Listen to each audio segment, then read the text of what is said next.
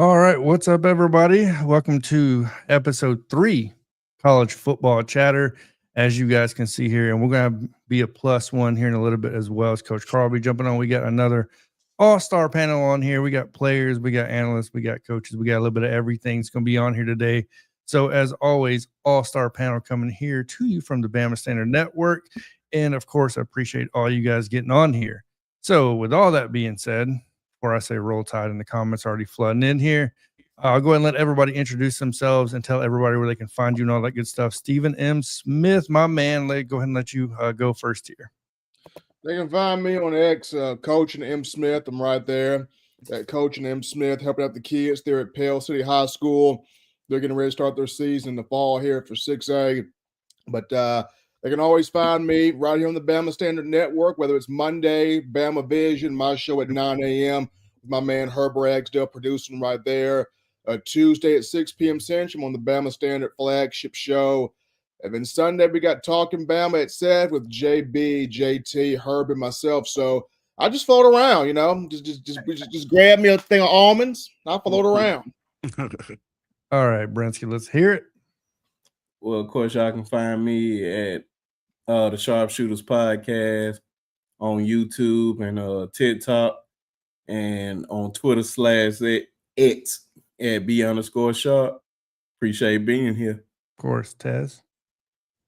Yeah, Tez. You can find me at It's SEC Season on YouTube and Twitter. And my personal Twitter, it's codename Tez. And you can find me on that guy's his channel. Sharpshooters Podcast. You moved it around on Sharpshooters Podcast. Or a lot like Steven said, just kind of floating around. Got you. Coach Carl, you ready to come on here and introduce yourself right just in time for the introduction? If not, let me go ahead and introduce basically what we're going to be talking about today, and we'll jump into the comments and get some of those before we get started today. We're going to be talking about the NFL draft. We're going to be talking about, obviously, the first 2 Alabama players picked in round 1. I'm watching round 2 kind of off on the side here a little bit. We'll get our winners and losers from our opinion, just team-wise, right, from the NFL draft.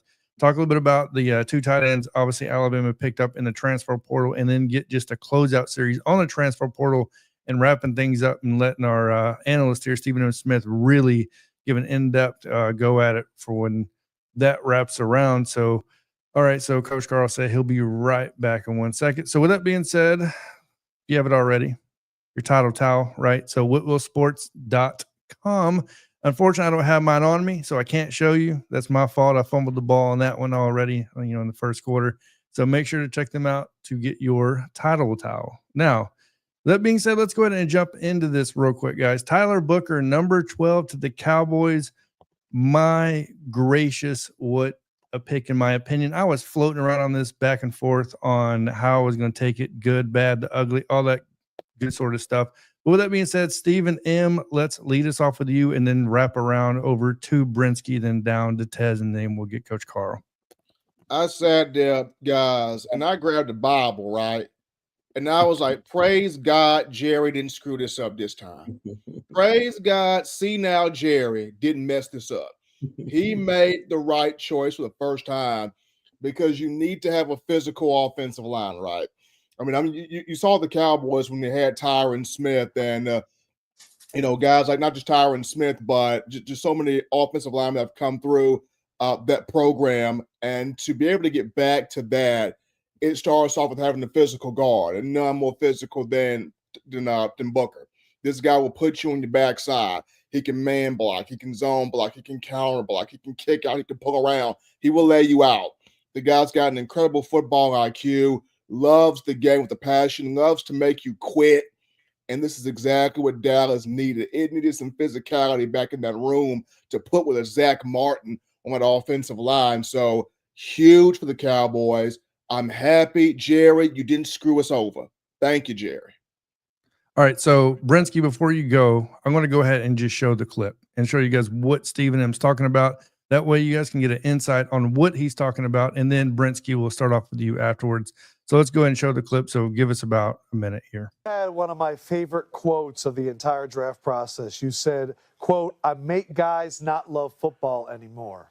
What does it feel like to see the love of football leave someone's eyes? It feels great, like football is a child's game. So like people wake up, be like, man, I can't wait to play this football game today. They listen to their hype music, they take all the pre-workout, they get so excited to play football until they come across Tyler Booker. And then when I'm going after you, quarter after quarter, play after play, series after series, and I start to see that love leave their eyes, like that's what makes me love the game. Like I just really love. like that. seeing- Oh, I like that. Yeah, you just got me right. Hey, he got me ready to go. I ain't gonna lie. He got me ready to go. Bro, I'm going to play right now. Yeah, let's go. Let's go. Yeah, he got me hype. I ain't gonna lie. All right. Play after play, quarter after quarter. Hey, man, welcome to the team. Yeah, he had me ready to go there. Yes, sir. All right, Brinsky, give me your take, bro. Y'all weren't gonna get me on the mute early. Y'all weren't gonna get me on the mute. But yeah, man, what else need to be said, man? That's what Jared needed to replace I forgot his name just that quick. Zach Martin on the offensive line, man. So you go from Zach Martin to Tyler Booker, and you get a guy that can handle that middle like that at that guard position, man. Oh, they're gonna love him in Dallas, especially if they can find a running back that can actually run the ball. They're gonna make some noise down in the NFC East, even though it's a tough division. But Tyler Booker, man, is just that. I felt like that was the perfect place for him to go because I feel like the Cowboys do a great job with the offensive line. I felt like they wasted a lot of years on the offensive line that they had with Tyler Smith and those boys and Zach Martin over the years with poor play. But Tyler's going to bring a different type of leadership that the Cowboys need because he wants them to live up to the standard, especially playing with so-called America's team. He's going to want those boys to step up and play to that standard. So the Cowboys got them a top prospect for real. Taz, let's hear it. Yeah, man. Consistent with the Cowboys as of recent, they I think like two of the last 3 years they got in the offensive lineman in the first round with their first pick. I think Stephen A pointed out this morning I was watching like all of them named Tyler too, which is crazy. But yeah, man, you can't go wrong with a guy like that. What's funny about that clip is Michael Parsons was kind of upset when they first announced the pick. He wanted to go receiver. Yep. And it was like at that moment he realized he had a football player on his team. So like it was like the most natural reaction ever. But yeah, I love the pick for the Cowboys. Like everything Brinsky said, retooling that offensive line. Great pick in my opinion. Coach Carl, let's hear it. Go ahead and introduce yourself. Let everybody know where they can find you at, and let's get your take, brother. Hey man, how y'all doing, man? It's Coach Carl for On the Block Sports Talk, man. You can find me on YouTube at On the Block Sports Talk with Coach Carl. You can find me on Twitter at Coach KD Taylor. My take about Tyler Booker is I think Dallas probably, with the offensive lineman in the draft, I think Dallas might have won the draft on the offensive line because you got a young kid that's been basically was undervalued. And a lot of people talking about it was a reach for them to draft him in number 12 in the draft because they say he wasn't physical enough, but we all know he's a very physical kid. And I think that, man, with the guys that's on Dallas offense line for the last few years, like Teagues and Brinsky alluded to, they were just getting a little too old. They wasn't that feisty anymore. They had made enough money. They were just trying to preserve those bodies for their careers, man, not want to leave football injured or whatnot. And I think that now you're getting a young guy that's hungry. They're coming from disappointed, you know what I'm saying, from a disappointment college career that he should have won a national title, but he didn't. And I think that now you get a guy that's driven to be successful on the interior who's nasty and love being nasty. And that's the thing that a lot of NFL guards, even the tackles and so forth, really don't have that intensity anymore. So I think he's just a big overgrown kid, man, that's out here just loving to play football. And he's still playing football like he's a kid. He still had the love for the game, and it's not about the money. Yeah, nowadays with most of the kids, it's about that dollar.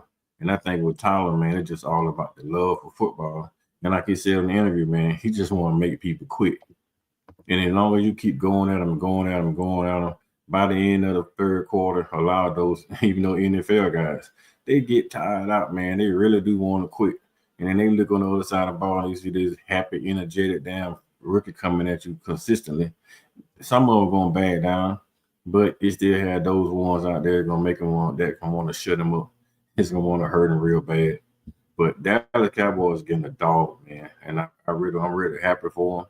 I think, like Steven said, Jerry finally did something that wasn't catastrophic to his team.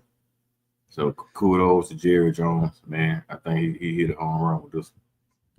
No doubt. So I'm going to speak from the NFL analyst, right? So they're saying a guard shouldn't go 12. That was the gripe. The overreach was a tackle, yes. A guard, no.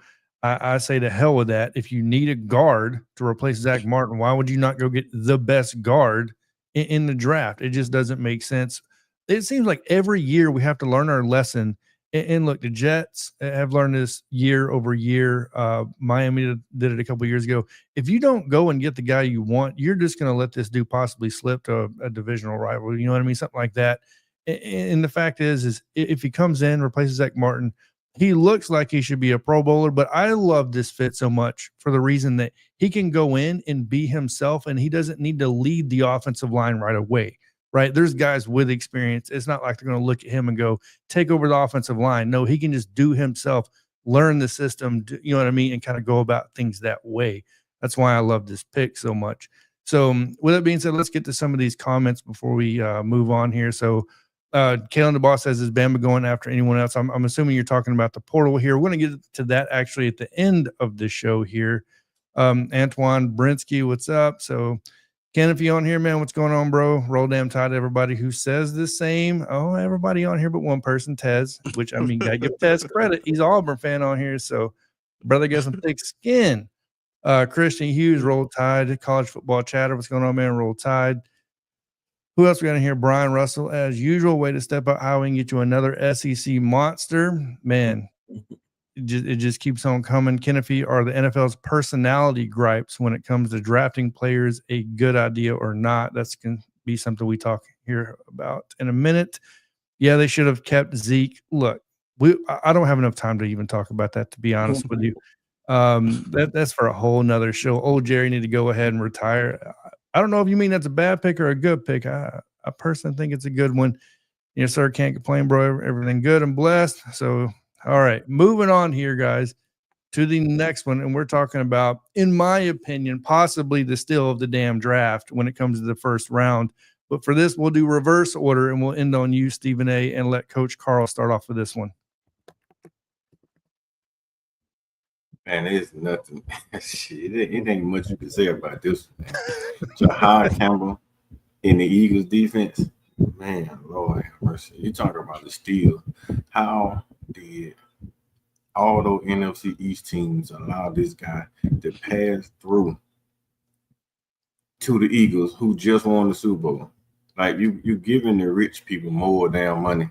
It's like you sitting out there getting Bill Gates Amazon. Like, you just handed Bill Gates Amazon. It don't make sense, man. Like, I mean, Jihad Campbell is a freak. He's a beast, and he's still growing. That's the best part about it. Dude haven't even reached his potential yet. He's still growing as a young man. He's still growing as a linebacker, and he's still a freak. Only do it 1.5 years starting, so he still has a long room to go. Now you're pairing him with the guy from last 3 years. The guy linebacker came out. Nolan Smith. Nolan Smith. Yeah, Nolan Smith. You put him and Nolan Smith side by side, two fast, athletic linebackers, man, that can plug the middle, and both of them can play your deep end coverage at the same time. I don't know, man. Philly is. You might as well go ahead and chalk the NFC up again, man, because they made one more draft and pull out a safety somewhere, man. You might as well chalk it up NFC. You're not gonna beat Philly. I mean, that's absurd to me. I just don't understand how that happened. I would have drafted him just so Philly didn't get him, knowing that Philly needed a linebacker. Period. Yeah, exactly what you just said, Coach Carl. That's what I thought Washington was going to do. I thought that for sure he was going to Washington. But nah, man, for him to fall to Philly, it's just like, why? Like, how? How is that even an option? It's like when Randy Moss went to the Patriots. It's like that was an option. How did this happen? Like, are you not paying attention? And then like that division, you got Jaden Daniels in that division, so you got to pressure him. We know what happens when you pressure quarterbacks for the Cowboys. Who else is in that division? It's a very, Well, now you got Jackson Dart. Jackson Dart's there now. We'll talk about that, but it may be a little bit of Daniel Jones first. I don't know if they drafted him to play him, but like you said, the rich get. What can you say about it? Like it's just me being a 49ers fan. I don't like it at all. But yeah, you're getting the kid like y'all said, edge rusher, can play Swiss Army knife on defense. You can move him around anywhere and add that to a championship defense already. God, it's just scary. Brinsky. Well, you already know how I feel about it, man. I said it was the steal of the draft. Highway robbery, man. It just doesn't make any sense. How can the rich get rich? Like, I just can't stand it, man. And I'm a Washington Commanders fan. And we sat right there. We had a chance to get him. And shout out to Justin. Me and him was going at it. He thought his Ravens were going to pick him up, and I thought my Commanders were going to pick him up. They get Malachi Stars. We get Josh Conley. But both of us got great picks. I had to settle for actually go look at film and check experts' opinions on that, and then I was like, okay, I feel better about it. But it took some time, but it's a home run pick by the Philadelphia Eagles, man, especially with what's my boy name? He just got injured. That used to play at Georgia. Yeah, Nolan Smith, right? Not Nolan Smith. I'm talking about playing linebacker, middle linebacker. Middle linebacker, right? I know who you're talking about, but his name slipped. Yeah, but somebody in chat, y'all know who I'm talking about. And shout out to Miss Janet, because I thought about her because this is her team, and she kept saying she would have loved for him to fall to Philly. And you see, there's power in the tongue, man. And look what God handed. They just handed you a gift. Christmas came early. He is going to ball out with the Philadelphia Eagles. So it ain't no more to be said, man. Nakobe Dean. Nakobe Dean. Thank you. Yeah. Thank you, man. I don't know how I was drawing a blank on that. With Nakobe Dean being hurt, then you got Zach Braun right there. And now you add this. Like, come on, man. Look, y'all, I'm just going to tell you, we all know what happened. We all know Howie Roseman and Jeff Lurie were in a room together, and they said, bruh, what we going to do? What we going to do? We going to unload the clip. We got all these banana chambers and these gorillas. We're just going to unload the whole clip. We in our Super Bowl window right now. Let's go get another gorilla. And they got one in Jihad Campbell. They got a versatile gorilla. The guy can play the mic. He can call the signals. The guy can play the off-ball wheels, sideline to sideline quickness, can play in coverage, can shut down the run, and then you can move him to the buck position. He can get after your quarterback and knock his dome off. So this is exactly what Howie Roseman and Jeff Lurie wanted, another gorilla bullet chamber. They got another one in Jihad Campbell to open that Super Bowl window even more. So it's unfair. It's highly unfair because I wanted Jihad Campbell to go to the Buccaneers. I wanted that man to go to Tampa Bay. But no. But no. Howie had to open the checkbook one more time. Let's get this one. They got it. Can we just do this real quick? Can we give a prayer to the rest of the SEC? Because the whole defense and offense is Alabama and Georgia, by the way, at this point. Yeah. it is. It's almost insane at this point. They're just like, okay, who's the best one left between Georgia and Alabama? We'll go defense and just get that guy, and let's just get even better where we need to get better at. I mean, it does seem to be unfair. And look, I don't think Patrick Mahomes in Kansas City would have been crying much either if he would have went to Kansas City. But either way, the fact that he landed at the Eagles, where once again he won't be, in my opinion, pressured to play a ton of snaps, has a chance to get healthy and do his thing in Philly the way he wants to do it. I think that's just as important as everything else. Once again, you're young, bring him in, let him develop and do his thing. So with all that being said, let's go ahead and jump into this. We'll do an overall first round, right? NFL draft winners and losers, whether it's a team or a player or whatever it is. And I guess we'll start off with you this time, Stephen M. Smith, on give me a team, player, whatever it may be, winner and loser. Okay, so I'm gonna look at the team. The winner for me, I'm gonna go with the team. I thought the Cleveland Browns won. I thought, like, for the first time in a while, Cleveland is setting up to not be the place where you go to die anymore. That's becoming the Jets. And for Cleveland, it took, let's get the right GM in here that knows football. Let's get the right scouting department in here that can put the proper eyes on these kids and scout correctly and not misevaluate. Because we all know when you have the wrong GM and when you have the wrong scouting department, misevaluations happen frequently. So for the first time, Cleveland has started to think consciously about, let's not be the doormat of the AFC anymore. let's actually put some work into into this. So big ups to Cleveland. Big ups to them. I thought they were the winner of the first round of the draft.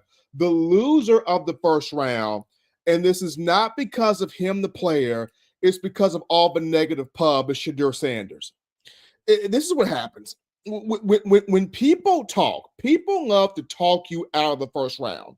This happened a few years ago, guys. Remember Christian Barmore of Alabama? Christian Barmore was supposed to be a first rounder. 2020, the guy had, 8 sacks, double-digit tackles for loss. The guy was just a freak in the middle of Bama's defensive line, and draft pundits talked him down to the second round. Now, of course, he got his big payday for the New England Patriots, but this is the same thing with Shedeur Sanders. I get it. The guy's got a big mouth. What you expect? He's Deion Prime's son. Well, but what you expect? But the guy backs it up with his play on the field. And whoever picks this guy up tonight, he's going to come in there, forget a chip. He's going to have a full boulder on his shoulder ready to prove the whole nation wrong that you let the guy slip out of the first round. So I go winner, Cleveland Browns, loser because of the media talking. That's Shedeur Sanders. All right, Brinsky. Oh, I guess not Brinsky. Tez, I guess we'll go ahead and jump onto you. So I'm gonna go winner. I really like the draft that the Atlanta Falcons had, actually. Theirs was sneaky good too. Yeah, with getting Jalen Walker and James Pierce along that defensive line in the first round, 2 first round absolute studs off the edge. You cannot go wrong with pass rushers in the NFL. No matter how many of them you have, you can always get more. You get 2 studs from the SEC. I really like their draft. Like you said, it's a sneaky good one. It's not one that a lot of people are talking about. And I'm gonna say the loser of the draft. I don't want to go with Shedeur in the first round. So I'm gonna say the New Orleans Saints. Thank you. I'm gonna say the New Orleans Saints. And it's not based on their first round pick. I don't actually have an issue with their first round pick. I have an issue with the second round. There it is. I was waiting on it. Yeah. If the second round pick was better, the first round pick makes a ton of sense. Do you get a first round tackle and then you come back and get Shedeur Sanders in the second round? That would go down as an amazing draft for you guys. Now they get What's his name? Tyler Come Shook, on. Yeah. Tyler Yeah. Shook. Yeah. Now I don't know. I not gonna pretend like I just watched this guy. I've seen some Louisville games. Apparently, he has all the measures. A big kid. Now I don't think he's got the size.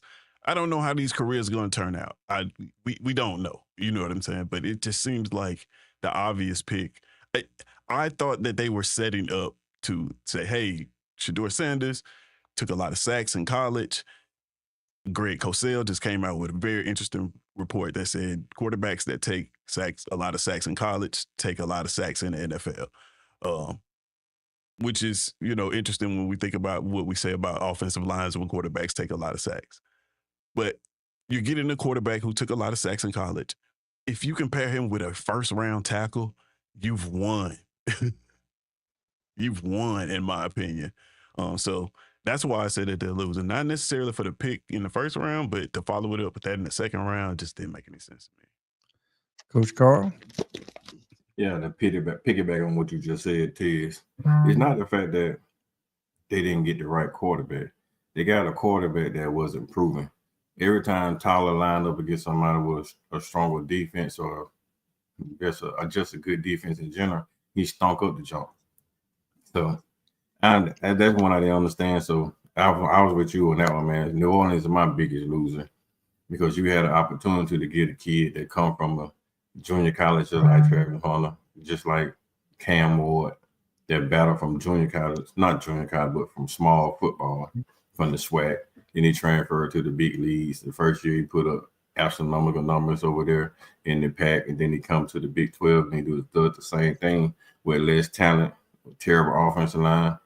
So, I mean, I don't take a Louisville quarterback that struggle against Florida State every single time they play Florida State. They struggle against the Clemsons of the world in the ACC. Anytime he play against a tough defense in the ACC, he stunk up the joint. Even in a bowl game as a starting quarterback, the dude had a horrible bowl game. You don't talk about taking sacks. He took more sacks against Florida State than Shedeur probably took the whole season. And that's just like one game. Couldn't complete a pass. All the passes were short. He rushed his throws. They were too long. You ain't had wide open wide receiver that he was missing. So, nah, man. Anything with the NFL and the way the NFL runs today with different types of pressure, you got $100 million men coming off the edge that don't want to do nothing but tear the head off a quarterback and the chance he get, and especially with rookies quarterbacks. No, I think Saint dropped the ball on that one. So for that reason, not only, man, Saint stunk up the joint. And I'm with y'all, man, with Atlanta, man. After I did a little research, I was kind of heartbroken when Atlanta took Pierce. When they traded back up in the first round, took Pierce, all kind of heartbroken because at that point, I was looking like, oh yeah, we done it. We just cut Philly head off, and we was gonna go get Jihad Campbell because we needed another inside linebacker that was a thumper that can call plays. And then they got Pierce, and I was kind of heartbroken over that one. Even though I think Pierce was a little bit of a reach, we probably could have traded back in the second round and picked him up. I really wanted Jihad Campbell at that, but Atlanta won the draft with the two edge rushers, but we got to figure out what we're gonna do today, tomorrow, and so forth on to find out what we're gonna have inside linebacker wise and safety, because a lot of times we can't get enough safety because Atlanta can't cover a lot. So we need more fast, speedy safeties, and we do need another play caller in that middle. So I think Atlanta did good so far. We just want to see what happens more. And in fact, that I'm an Atlanta Falcon fan, I really need to see more. There you go. So before we move on here, so obviously we got Coach I on here. So go ahead and introduce yourself. Tell everybody where they can find you at. Then we'll jump over to you, Brinsky. Give Coach I time to adjust, and we'll get his take on his NFL draft winner and loser, team or player. What's going on, people? Good people. What's going on? Hey, listen. What's happening? Hey, man. It's Coach I, Fanatic Sports, man. You can find me on Twitter, IG, and YouTube at Fanatic Sports. Talking all SEC football and basketball. Brinsky, let's go ahead and get your winner, loser, all that good stuff. I know you in a storm, so if he cuts out, it's because he's in a storm right now. Oh yeah, man. It just knocked me out. I just made it back in. But I have actually two winners. Of course, one obvious is Philly picking up Jihad Campbell where they picked him up. And the most they had to trade up was one spot because I believe they was afraid of Kansas City getting them or whatnot, or however that worked. So that's pretty obvious. And my other one was one that I literally talked about the night before, because some of my subscribers that are Ravens fans didn't like the player, which is Malachi Starks, which I thought they was crazy. And I was like, if he goes to the Ravens, it's pretty much no fly zone with him and Kyle Hamilton back there. Then you have Wiggins, and then you have Marlon Humphrey. Like, that is a secondary that you will love, and Malachi Starks will ball out in that system. And they'll learn soon, but I just called that one.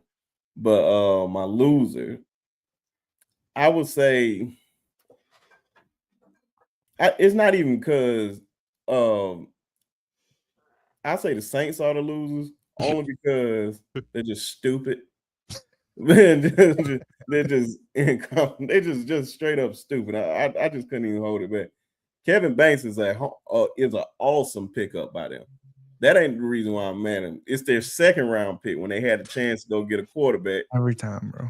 and they go get the boy out of Shro, yeah, Tyler Shaw.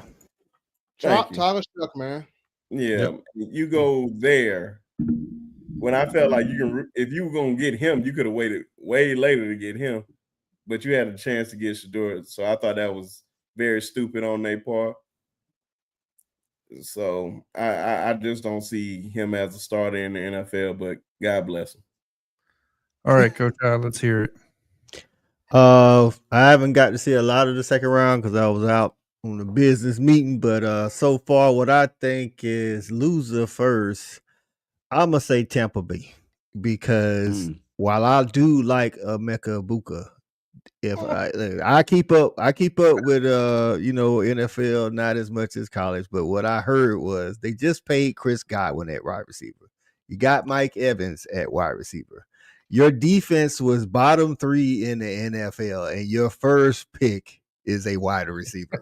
When you got Nicky Mawari on the board. At that time, they still had Malachi Starks on the board. They needed a linebacker. Jihad Campbell was on the board. It's like, what are you doing? Like, I mean, bro, you don't need more wide receivers. You need somebody to stop somebody. You know what I'm saying? So I thought that was dumb. I also thought the Jags got a great pick, of course, getting Travis Hunter. The problem is they gave away the farm. Yep. So I think they were kind of like in the middle. I ain't gonna say they're a loser, but again, I'll be trying to trade back to get more picks. I'm not giving away all my future picks for one player. I don't care who that player is, because one player in football can't change you like one player in basketball can. You know what I'm saying? So I thought that's kind of middling. I thought winner of the draft so far, first round, beginning of second. I'm gonna say, because I'm down here in the South, I'm gonna say Atlanta, because Atlanta ain't never took what they needed. They always try to get best available. They finally actually addressed the actual issue. They went and got some defense. You know what I'm saying? It's like last year you pay old buddy to be the quarterback, then you draft the quarterback at number 4. Like, that doesn't make sense. You draft Pitts at number 4. Like, what we doing? He ain't winning no Super Bowl for nobody. They finally addressed the defense. And then I like what Brinsky said about the guy Eagles getting Jihad Campbell. I think me and Jonathan was talking last night. I was like, the Eagles ain't nothing but Alabama and Georgia with Saquon. So I think they did pretty good. I like what they did. I think the Browns did good. I think, like my man was right. The Browns, they moving in the right direction. Let's just say that. I ain't gonna say they all the way up and up, but they moving in the right direction. So I'm interested to see what the Eagles do in their secondary. I think they lost Chauncey Gardner-Smith, so you know they took Jihad Campbell. They could have took a linebacker or a safety in that position. So no doubt. So if y'all could just tell my frustration about my Buccaneers right now. Like, we could have done that. Y'all could just tell my frustration up there. Right, like Emeka Egbuka is an amazing wide receiver, but you got your wide receivers. Yeah, but my God, we the linebacker. How you a Buccaneers fan though, Steven, from Alabama? Like, that's a little stretch, right? Like, how you come from Alabama to go to Florida? Look, man. When John Gruden got down there, Tony Dungy got down there, they converted me. I can see Tony Dungy, but once Dungy was out, I would have left myself. And that's a long way to be a Bama fan. Like you got to go through past all that stinking the gator yolk just to get to the damn Buccaneers, Look, right? man. Like, Look, come on, man. Look, man. Leave me alone. So I'm going to go and change it up a little bit with my winner. My winner of this, in my opinion, especially with who they just drafted in the second round so far, and I don't think they've missed on a draft pick, it feels like, since Dan Campbell has gotten there. And I'm talking about the Detroit Lions. Right? Hutchinson gets injured. You know what I mean? The sacks fall off. The defensive line falls off just a tad bit. So what do? They go get Tyleik Williams, defensive tackle out of Ohio State, who is a dog when it comes to interior pass rush. My God. So it solves an immediate solution to any injury history that's possibly going to be popping up for this upcoming season. And then what do? You go and get, in my opinion, one of the best guards, if not equally to Tyler Booker, if he can come back completely healthy, in Tate Ratledge. We saw what he can do at Georgia, right? He was, in my opinion, one of the staples on that line. Clearly, we watched the Alabama versus Georgia game. We saw what happened when he was not in there. He was injured and didn't play in that game. I mean, Dan Campbell, it seems to be hitting every mark. And by the way, their line is not a weak point. They have one of the best lines, in my opinion, in the NFL, and it just continues to get better. And Tate Ratledge now gets a chance to go into this, knowing he's probably not going to need to start. Obviously, he can heal up, he can get better, and he can develop. And by the time this man can come around, they don't have to pay a guard tackle money, plug in Tate Ratledge, right? Saving that salary cap for everybody else. The loser I'm going to mention, it's obvious to pick some of them, but I'm going to go with Will Johnson. Just the person himself, rated as the second best cornerback, right? So him slipping all the way in the second round, I believe he ends up going to Arizona. I believe they picked him up. Correct me if I'm wrong. Out of Michigan, the dude's talent, we're talking like top 5 or top 10, like in the first round. And the dude falls completely out of the first round. Look, if Arizona picked him up, it was them. Hell of a steal for them, in my opinion, as long as he can keep it together. But as far as just a loser for a person themselves, it sucks to see him drop out of the first round like that, knowing the type of talent he is. So anything else you guys want to speak on as far as the draft goes, winner, losers, all that good stuff? I got a question about Will Johnson. Like, for y'all that follow NFL more, why I was shocked that he didn't get picked in the first round, like top 15. Like, why do y'all think he fell so far? Like, bad interview? I mean, bad workout? I mean, I don't know. That could be it. I mean, because Will Johnson's a highly talented corner. Michigan, highly talented, pass breakup interception guy. For a lot of these executives, they take those team interviews very seriously, and they want you to really wow them in your conversation.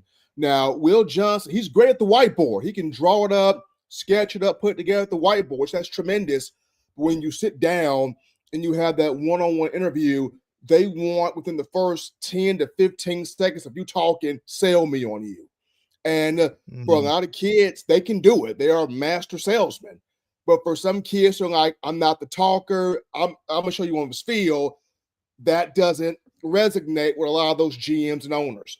So that's probably one of the reasons why he fell. I'm not saying that's the number one reason, but if he's not the type that I'm going to walk in here and talk you into drafting me, but I'm rather just going to show you why you need to draft me, that's probably one of the reasons. The reason why he failed is because they said it was like cartilage in the knees. And they don't so they don't think he's going to play long or something like that. That's what so many people was worried about. That's all. Okay, I got you. That's their job, though, to do that deep dive on your health and all that. You know what I'm saying? So I get it. Okay, I just know I was like Jonathan, like dude, definitely a top 10 talent. Yeah, he had as well. With his injury concerns, they don't want to waste their money, man. I mean, you'll waste a second round draft pick because the money is not that much. So they'll give him that little $4 or $5 million or whatnot. And then if he don't pan out, they'll cut him. So it's not really a big risk. With those first round draft pick, their contracts are guaranteed now. So I got you.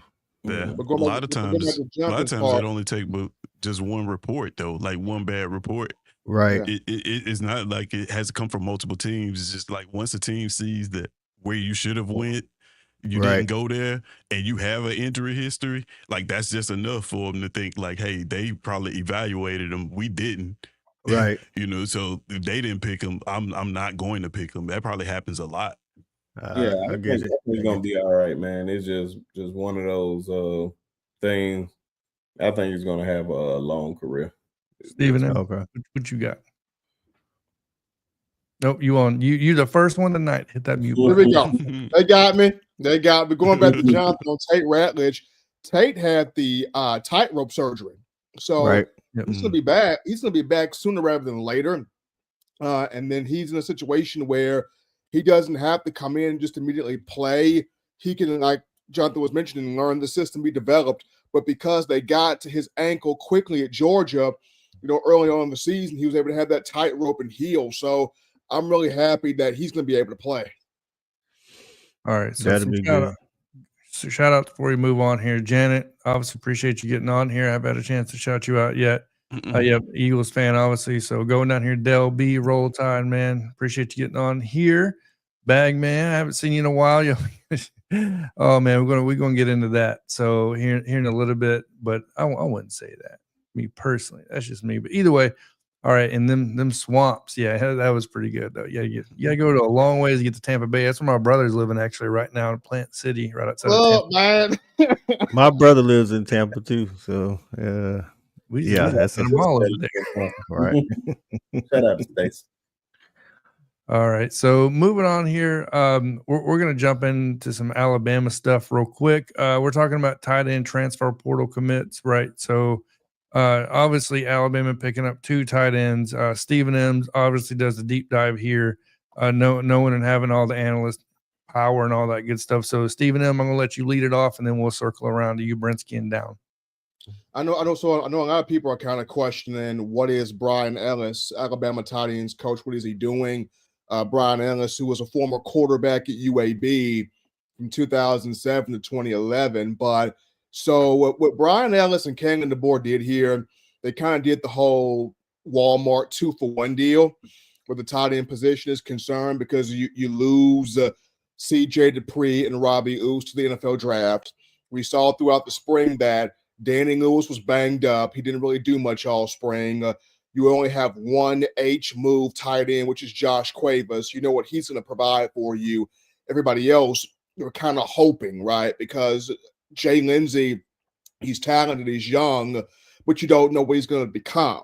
You signed 2 talented freshmen, Marshall Pritchard and Caleb Edwards, but you don't quite know which one of those 2 is going to pop. So tight end is a position where you need depth, you need bodies, you need something there. So you bring in Jack Samarco from West Virginia, and you immediately see the stats, 1 catch for 4 yards. You're thinking, dude, is this dude terrible? No, you brought him over as a blocking tight end.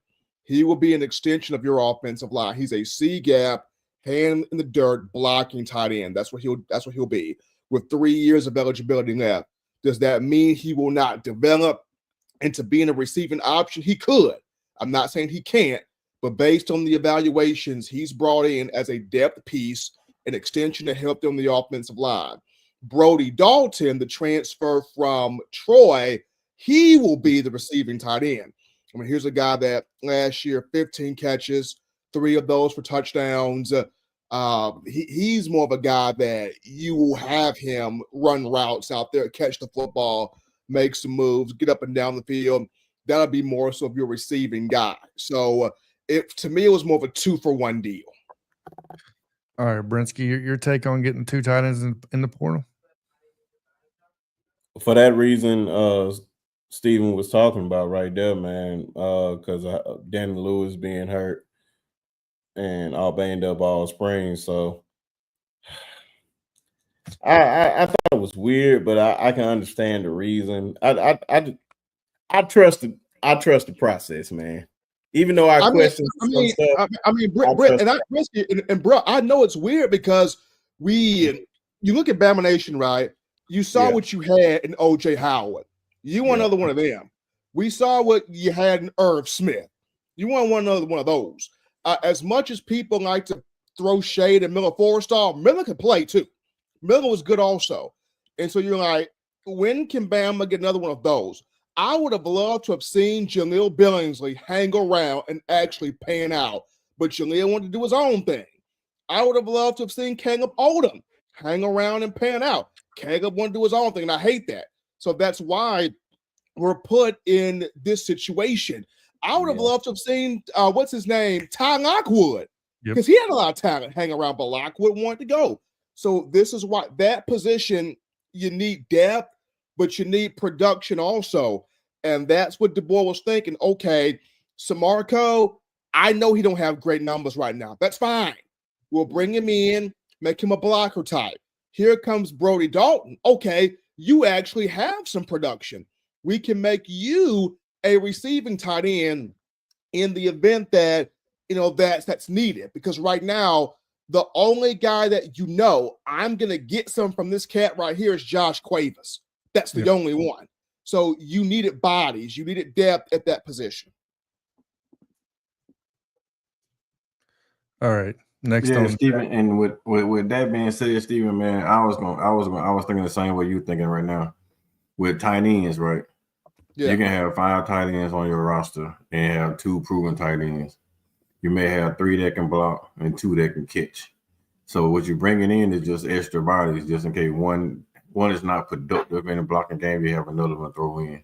And if you find one with the axe in the mix that you can keep playing them, and they can get into the passing game, other than Josh Cuevas, now you have a dominant combo of tight ends. And the more tight ends you have, the better you are anyway, because someone had to set the edge. Once you run the back bounce on the outside with all these pin and pull type of offenses that people running now, you got to have somebody to set the edge at tight end. So it's never enough tight ends anyway. So the bigger, the better, the more, the better. You just got to have tight ends that physical, smart, and want to play. So you keep bringing them in, and then if they don't fit the program or whatnot, you can always cut them or send them packing. You know what I mean? But you just bring them in, you try them out. If they work for the program, if they don't, in the fall, you get rid of them, man. But you never have enough tight ends, man. That's what the NFL doing nowadays. Anyway, they bringing them in, they trying them out. If you don't fit, they cut you. So I think college football now, especially Alabama, they're going to the NFL mode. If you come in and then you can hold your own inside Alabama, we'll keep you. If not, we're going to cut you. So I just think they're just trying to get them in and to see how it fits. Especially with Danny Hoops being hurt, like y'all said, we still need service or body snake. So we had a lot of tight ends go down last year. Only one that had production was Josh Cuevas. And so, and just to wrap this up, like in a perfect world, I'm pretty sure DeBoer in a perfect world, he wants to see one of these 2 freshmen, whether it's Edwards or Pritchett, one of these 2 pop. Because if one of these 2 pop, then you're like, oh, snap. Like, we got some here. Yep. So that's in a perfect world. But in a non-perfect world, if the 2 freshmen have to develop and at least one of these 2 transfers pop, then you're still okay. So it's just insurance on your part. Insurance on your end. All right, Ted, I know you don't follow. Go ahead. Sorry. I was going to say, I got a question. Is there, because I don't know, is there outrage over this? Is this like it's starting to be today? For real? Yes, today they're starting to be, and it's not towards the players, it's towards the coaching staff, actually. So it's toward the coaching staff, Tez, because of the fact that people, when we all saw OJ Howard come through the program, it's like, whoa, that's OJ Howard. We haven't seen anything like that before. Can we get more of that? And then when Irv Smith came through, Irv was a bit shorter than OJ, but Irv was still massively productive. And Bama fans was like, okay, this is dope right here. After those 2, it's like, okay, there seems to be a drop at that position. Not necessarily a drop, but Bama wasn't necessarily using the tight end position like it needs to. I got you. So right now, they weren't really using it. That's why I'm like, Tez was like, why is it an uproar? Because I'm gonna be honest, like from the outside looking in, I'm gonna be honest, OJ was that dude. but y'all didn't even use OJ like he should have been Not used, to be because Now honest. that's on Lane Kiffin. That is on Lane Kiffin. So I'm That's on like, Kiffin. Coach Yeah, Carl was right. You bringing them in to set the edge and be blockers. So at the end of the day, how good they supposed to be in the pass game for Alabama offense, it hasn't mattered. They focus on Bro. wide receivers anyway. So it's like that'd be like if these two dudes had came to Georgia, I could see Georgia fans being because we literally depend on tight ends. Y'all don't depend on them like that. So I don't get what the uproar is about. They look like serviceable bodies. You know what I'm saying? Look, man. I'm gonna leave you with the quote from the great former 76ers coach Larry Brown. People are only happy when they're not happy. I just don't get That's a it, great dog. and the fact I'm gonna that tell you. they thinking that we should have went in there. They think that we should have went in the portal and brought in some more defensive players, and then No, Caleb DeBoer brought But in two y'all tight didn't. ends. I mean, correct me if I'm I'ma wrong. tell Y'all you- didn't lose a whole bunch of defensive They players to lose- the draft and stuff, right? Y'all No. returned a lot of No, people, no. right? We Yes. just lost. We just lost Jihad Campbell. That's Right. it. That's what I'm saying. But So we- like, but we what y'all signed- going but to we- give? but we Trying to get signed people to Hill. back them up. I mean, we signed Hill. We brought in a transfer in Green. So I mean, we lose, but we Right. gain at the same time. But with our fan base, man, our fan base is People privileged. are only happy when they're Hey. not happy. I'm gonna tell you, just Oh, my like for God. me, I like from the op standpoint, I want y'all to fail. So I'm looking at this like they're in the spring portal for two tight ends. They didn't lose anybody in the spring portal. They are very confident in that roster that they have. Over Right. there. What are y'all complaining about? Right. Like, is there outrage we over needed that? a tight end, bro, and the fans are going crazy because we needed a tight end. My question is, Y'all signed This it. Y'all guy's signed not complaining. Lewis. I just want Lewis them gonna to be a start. monster. Yeah, Lewis may be a monster 2 years down the I'll be line. like, oh well. yeah, I guess here's that- the facts right here. If Isaiah Horton gains 25 pounds, he's a tight end. Ah, Fact- four and a half. real. That's facts. Bruh. That's facts. That's For facts. real. Derek, listen, I was at practice, right? And they was running Derek Meadows at tight end. Now Oh, just imagine Whoa. Derek Meadows playing tight end. Bro, it was Bro, for real. scary stupid. Like Yeah. scary stupid. Yeah. We're going to see how creative Ryan Grubb and the Nick Sheridan offense is coming back. So we're about to see really the creative side of that, because when we go to Athens, to Georgia, there's going to be some stuff up their sleeve, I'm sure, and it's going to expose a lot. I would say, and I guess this is the new regime, so it might be different. Maybe they use the tight end more. It's just that Bama hasn't leaned on the tight end like that, so I don't think it should be that much of an uproar. And like Ted said, spring portal, you get depth pieces. You don't get starters and nothing like that. Like because y'all got some hurt people. If they wasn't hurt, y'all probably wouldn't even pick these dudes up in the portal. The winter portal is when you try to find a couple of starters or something like that. So I think they would have still brought in tight end from Think so? Alabama because he's from Alabama. I think Yeah. they would Yeah. still brought him. It's the last one we brought in was the people who were really in the uproar about. They all wanted. they all in the uproar. This dude might not even play. Yeah, The West they all Virginia wanted the kid. hometown kid. Yeah.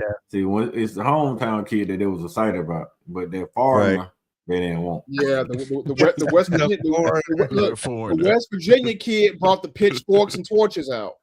Oh, man. man. It's the couch burning situation they got going on there in West Virginia, I guess. But crazy, Oh, though. no, man. no, so I guess to wrap this up, because I didn't want to do it too long of a live stream to keep you guys up tonight. Well, here's the facts, and then I also want to get Tez any closing remarks on Auburn's transfer portal, and same thing with you, Coach I, after we do just our overall portal closeout here. But here's a very important fact that was already brought up. Bama loses 0 scholarship players in the portal, right? So in my opinion, you have to contribute this to Ryan Grubb coming in, changing the culture on the offensive side, because all I've heard through the spring and everything is that he's bringing an extreme amount of Nick Saban-ness energy. In other words, attacking everybody, making them work hard. And a couple of guys have even mentioned that he brought his old school mentality out when he was an offensive line coach, because he was back in the day. He worked the offensive line. So I think you could be seeing a slight culture shift from last season and a one season mode, I guess, from last season into this season, and that may be part of it.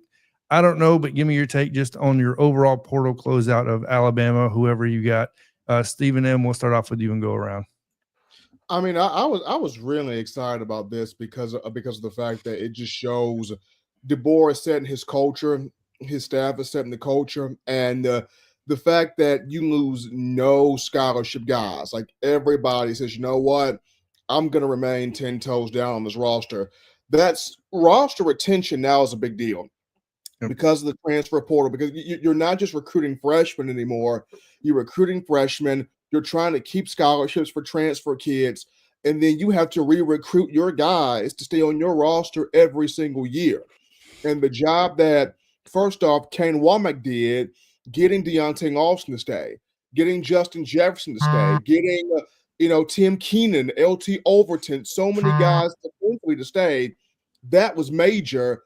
And then to have Kalen DeBoer on the flip side, to look at the quarterback room, nobody leaves there. Nobody leaves the running back room. You got 10 receivers on your roster. Nobody leaves that room. You got about 30 offensive linemen. Nobody leaves that room. So a job done as far as roster retention.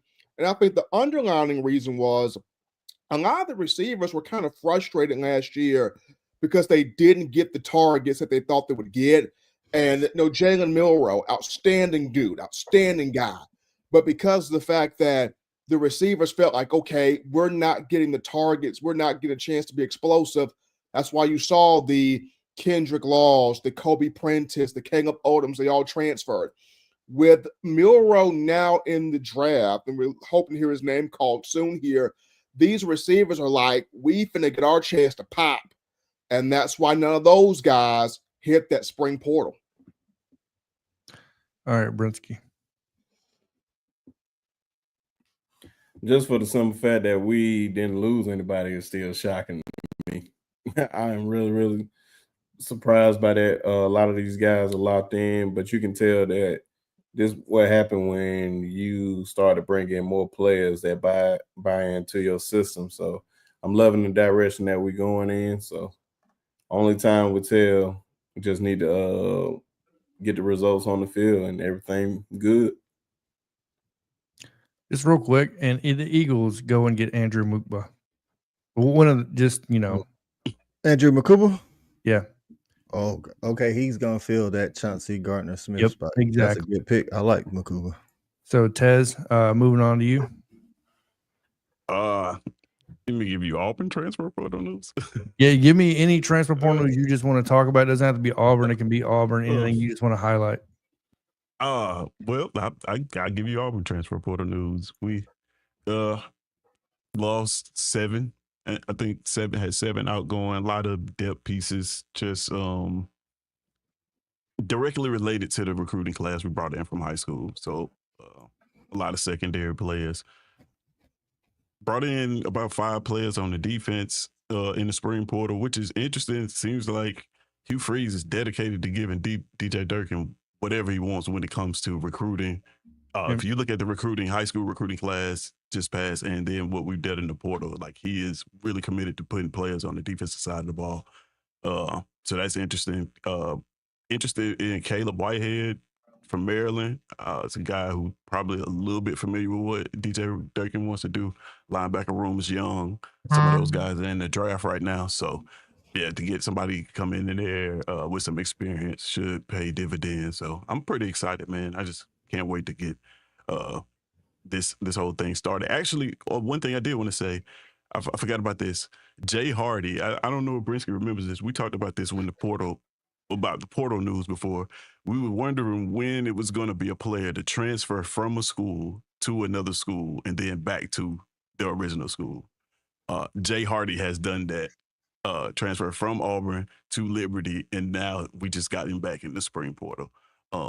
So I wonder how often that's going to happen, man, just with the transfer portal rules and being the Wild Wild West. And NIL, school may not be offering you so much your first tenure there, but after you go somewhere and prove yourself, they may have a bag for you. So I don't know. That's something you may see a little bit more often. Coach Carl?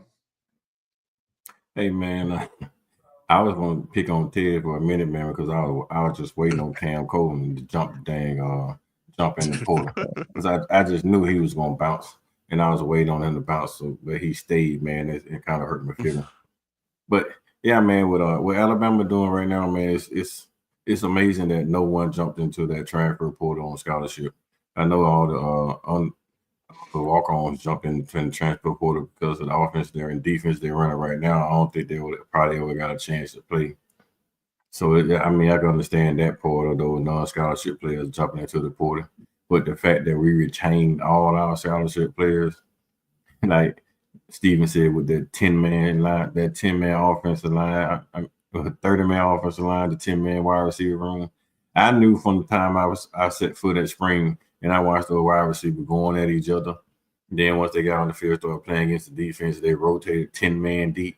Like they literally had 10 men deep on the starting offense, and they just rotated those wide receivers out, put them in all different positions, coming out all different angles, running all different routes, man. It was like dynamic. And our defense is as talented as it is, really couldn't stop that offense. So I was like, man, Alabama running 10 deep at wide receiver. And every last one of them is fast, or every last one of them, all the ones that in these, and they had three running third down sets. We had 3 third down wide receivers, that 3 red zone wide receiver, and then between the hashes and between goal line to goal line, we had 7 game breakers. Like you really couldn't do nothing with them. Game breakers, take the top off of defense.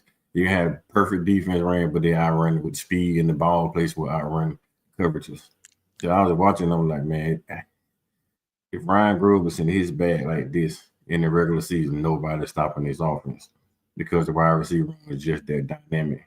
And the offensive line seemed like they was holding their own except for Wick Ford, but he got overpowered by Quay Rousseau. But Quay Rousseau is squatting with about 500 pounds. So I can understand by him being overpowered by Quay Rousseau.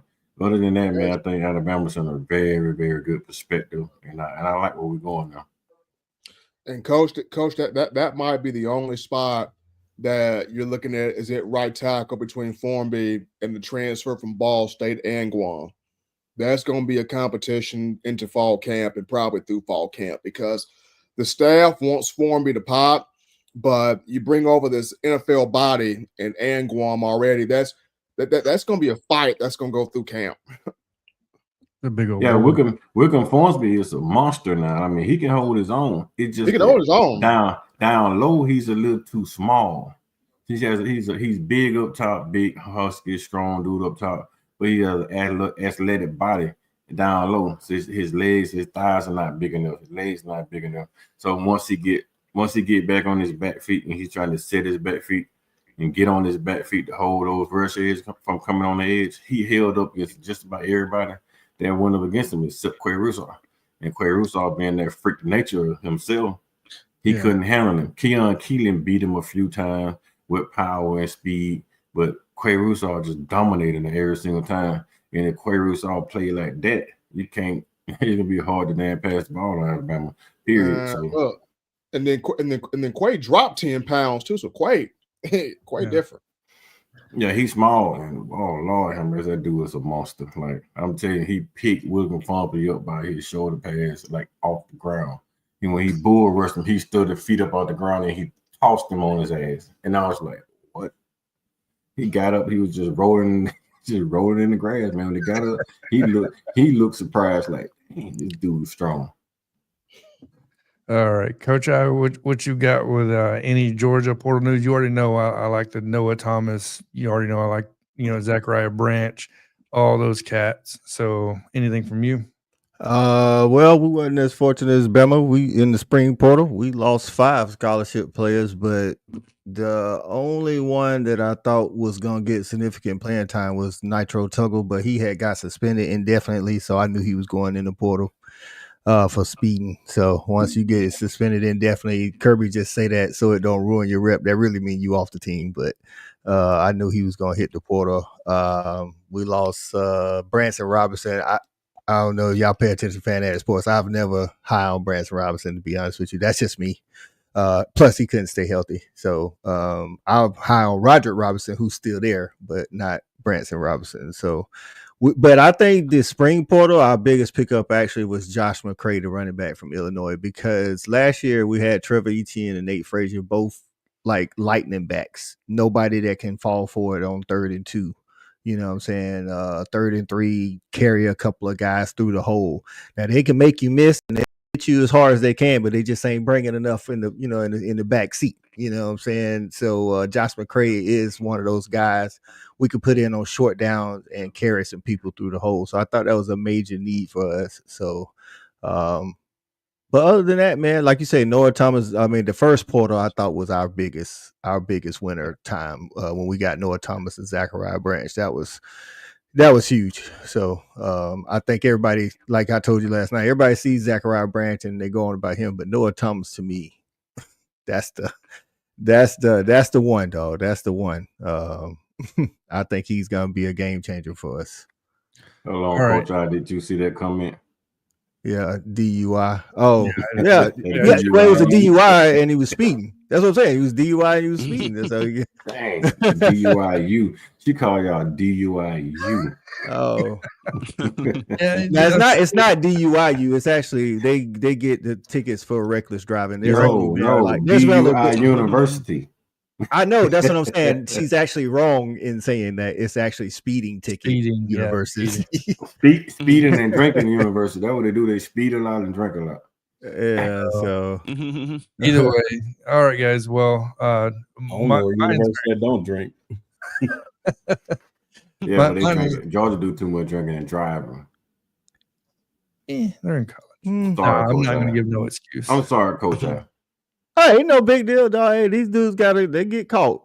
And the thing is, like Brent said, everybody do it. We just, I can spin the show on how it is with the Athens PD, but because I know from my time there, so they shouldn't do it though. Yeah. You gotta learn. You gotta learn your environment. That's what I'll say. That's true. Especially when you know it's Very happening. true.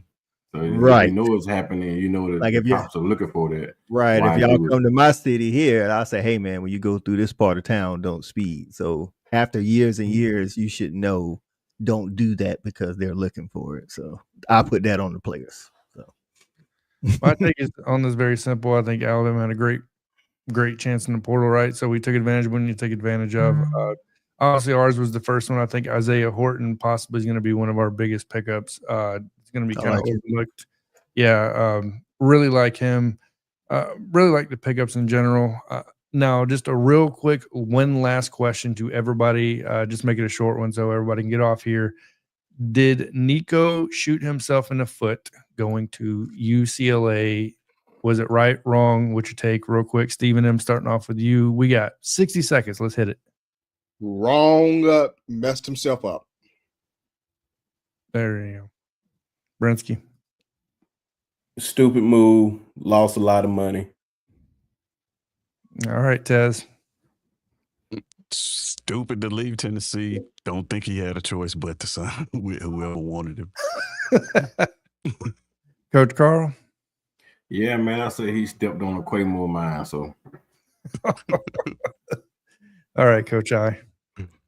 bad move. I don't think it was Nico. I think it was the people around him. In my quick take, I 100% agree with Coach I. And not only that, I think UCLA was willing to bring back his brother. And Right. for that reason alone, I think UCLA was the suitor the whole time to be, well before that news was even dropped. So I think it was more about money or less about money and more about who can bring us both in to make sure we both get paid, as Arkansas is currently suing his brother, by the way, for getting $200,000 back that they paid him because he never snapped the ball for him. Get that So- money. Yeah, exactly. So Make UCLA bad. Hey, that's hey, not a you bad want us- idea. right. Maybe But I want then- somebody. hey, I want people but to keep still, at this the in end of the mind. day, John, it was still about the money, though, right? it's always about the money. Oh yeah. Always. But So- I don't think it was Nico though. I think it was his. I'm gonna say. I mean, I'm gonna say it's people. Yeah, we'll go. Yeah, that's the safe Yeah. way. Yeah, no, I got you on that one. All right, guys. Well, I appreciate everybody getting on in here. Janet, everybody in the comment section. Obviously, the whole panel getting on here. I'm going to let everybody tell where they can find you at, all that good stuff. So starting up top with you, Stephen M. Smith, and we'll go around. They can find me, Coaching M. Smith, right there. They can find me right here on the Bama Standard Network. Hey, appreciate you guys having me tonight. Brinsky, turn off that mute. Yeah, I was just about to almost call myself. But yeah, man, y'all catch me on Twitter at B_sharp with Twitter/X at B_sharp and YouTube and TikTok at the Sharpshooters Podcast. It's right there in the chat. Go on over there, subscribe. Almost at 800 subscribers. There we go. Just right there, folks. Tez, let's hear it. Yeah, Tez, you can find me on Twitter at codename Tez, or you can find my YouTube channel at It's SC Season. We also have a Twitter page too. Yeah. There we go. Coach Carl. Yeah, man. Twitter at Coach KD Taylor. Like I said, it's at the bottom of the screen, scrolling across.